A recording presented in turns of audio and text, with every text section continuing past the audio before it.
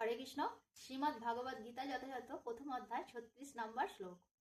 পাপমেবাশ্রয়েদস্মান হতৈতানা ততারিনা তস্মান্নাহা বয়ম হস্তম ধাতোরাষ্ট্রন সবান্ধবান স্বজনম হি কথা হত্যা সুখনঃ শ্যাম মাধব। গীতার গান। এদের মারিলে মাত্র পাপ লাভ হবে, এমন বিপক্ষ শত্রু কে দেখছ কবে? এই ধাত রাষ্ট্রগণ সবান্ধব হয়, উচিত না হয় কার্য তাহাদেরও ক্ষয়। সজ্জন মারিয়া বল কে বা কবে সুখী, সুখ লেশ নাহি মাত্র হব শুধু দুঃখী। অনুবাদ। এই ধরনের আততায়ীদের বধ করলে মহাপাপ আমাদের আচ্ছন্ন করবে। সুতরাং বন্ধুবান্ধব সহ ধৃতরাষ্ট্রের পুত্রদের সংহার করা আমাদের পক্ষে অবশ্যই উচিত হবে না। হে মাধব লক্ষ্মীপতি শ্রীকৃষ্ণ, আত্মীয় স্বজনদের হত্যা করে আমাদের কি লাভ হবে, আর তা থেকে আমরা কেমন করে সুখী হব? তাৎপর্য: বেদের অনুশাসন অনুযায়ী শত্রু 6 প্রকার। 1. যে বিষ প্রয়োগ করে। 2. যে ঘরে আগুন লাগায়। 3. যে মারাত্মক অস্ত্র নিয়ে আক্রমণ করে। 4. যে ধনসম্পদ লুণ্ঠন করে। 5. যে অন্যের জমি দখল করে। এবং 6. যে বিবাহিত স্ত্রীকে হরণ করে।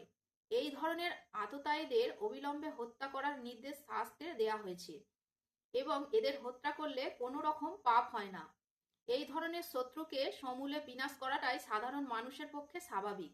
কিন্তু অর্জুন সাধারণ মানুষ ছিলেন না, তাঁর চরিত্র ছিল সাধু সুলভ।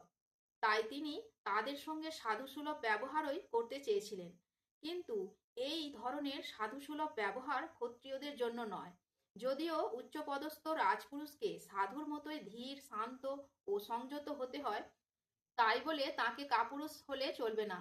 যেমন শ্রীরামচন্দ্র এত সাধু প্রকৃতির ছিলেন যে পৃথিবীর ইতিহাসে রামরাজ্য শান্তি ও শৃঙ্খলার প্রতীক হিসাবে সর্বোচ্চ স্থান অধিকার করে আছে।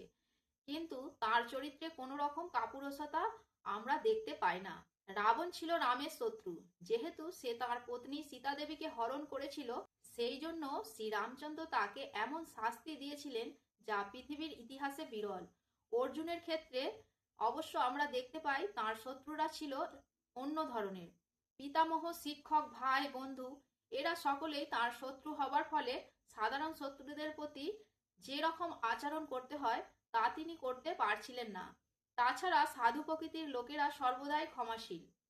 শাস্ত্রেও সাধু প্রকৃতির লোককে ক্ষমাপরায়ণ হবার নির্দেশ দেয়া হয়েছে এবং সাধুদের প্রতি এই ধরনের উপদেশ যে কোনো রাজনৈতিক সংকটকালীন অনুশাসন থেকেও অধিক গুরুত্বপূর্ণ।